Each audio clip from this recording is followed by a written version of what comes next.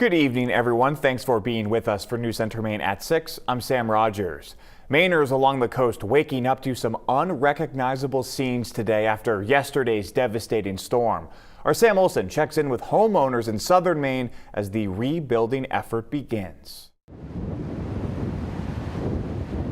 The waves were calm Sunday as people began cleaning up the destruction along Maine's southern coastline.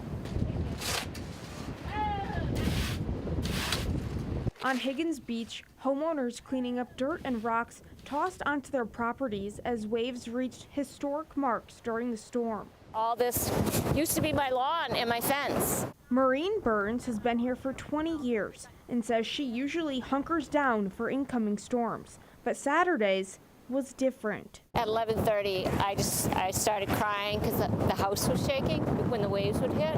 So I said, I got to get out of here. She says her house is fine, but knows other people, like her neighbors, weren't so lucky. Her neighbor's house sits closest to the ocean and blocked some of the waves and wind. There used to be a rose hedge here and a fence, and my garden, my flower garden was in here. Here next to Higgins Beach, where rocks and broken fences line the sand. The kind of damage she says she hasn't seen here in 2 decades. Nearly 20 miles down the coast, Camp Ellis was hit hard too. And I knew once this wall collapsed, I was done. Homeowner Joseph Keogh says his house was shaking as waves were splashing and gusting as high as the 2nd story.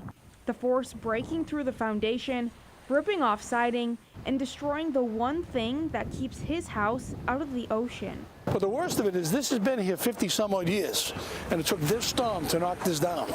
It's unbelievable. And he's not the only neighbor at Camp Ellis hurting. This house missing half of its foundation and will need to be demolished, and the road in front of it wiped out too.